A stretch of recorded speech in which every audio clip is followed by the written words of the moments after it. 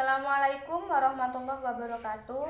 Perkenalkan, nama saya Siti Hilmia. Saya dari Prodi Manajemen Ekonomi NIM 211M10043. Di sini saya akan mengerjakan tugas UAS saya, yaitu yang ditugasi oleh dosen pengampu kesetaraan gender, yaitu Bunda Tati. Di sini saya akan menjelaskan tentang eksklusif sosial. Apa sih eksklusif sosial?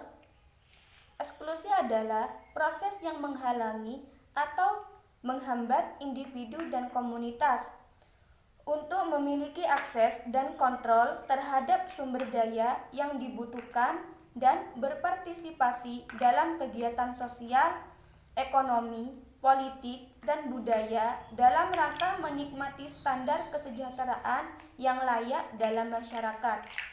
Eksklusi sosial terjadi ketika ada kelompok yang mengalami perbedaan perlakuan, di mana setiap manusia berhak menerima perlindungan dan kesejahteraan. Eksklusi sosial merupakan suatu bentuk penggambaran kehidupan seseorang yang kehilangan pekerjaan, menganggur, kurang beruntung, dan hidup dalam kemiskinan, tidak terpenuhinya hak-hak kewarganegaraan, dan kehancuran ikatan sosial. Kondisi tersebut disebabkan oleh faktor keuangan yang tidak cukup, ketidakmampuan, atau dari kelompok etnik yang berbeda-beda. Mereka tersingkir karena prasangka dan stigmatisasi kebijakan dan struktur masyarakat yang lebih luas.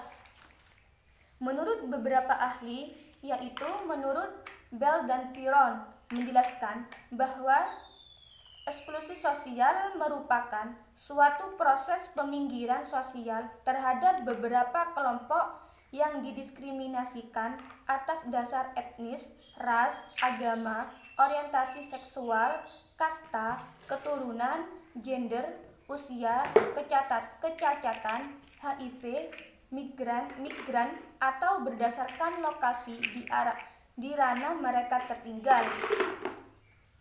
Mereka juga dirugikan karena lokasi tempat tinggal tidak tersentuh oleh kegiatan pembangunan dan hidup dalam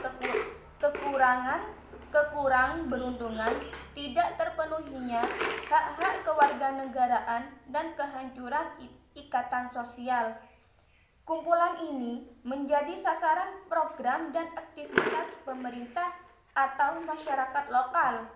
Kumpulan sasaran ini dalam Kementerian Sosial RI disebut sebagai penyandang masalah kesejahteraan sosial atau PMKS.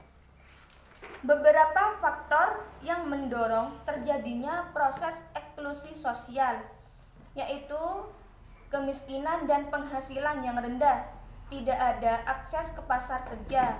Yang terakhir, lemahnya atau tidak ada dukungan sosial dan jejaring sosial, efek dari kawasan dan lingkungan sekitar, dan terputus dari layanan.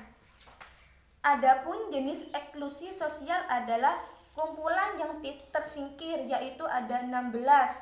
Yang pertama, etnik atau suku bangsa. Yang kedua, ras, warna kulit. Yang ketiga, agama. Eksklusi sosial berdasarkan keyakinan individu. Yang keempat, orientasi seksual, gay atau lesbian. Yang kelima, kasta, berdasarkan tingkatan dalam kehidupan sosial dalam agama Hindu. Yang keenam, keturunan. Dan yang ketujuh, gender, berkaitan dengan akses dan kawalan kepada sumber. Yang kedelapan, umur. Yang kesembilan, orang kurang upaya. Yang kesepuluh, HIV. Yang 11, pekerja migran bermasalah. Yang 12, individu yang miskin. Yang 13, anak terbiar. Ke-14, warga tua terbiar. 15, orang tua tunggal. Dan yang terakhir, peminggiran sosial berdasarkan lokasi di mana mereka tinggal.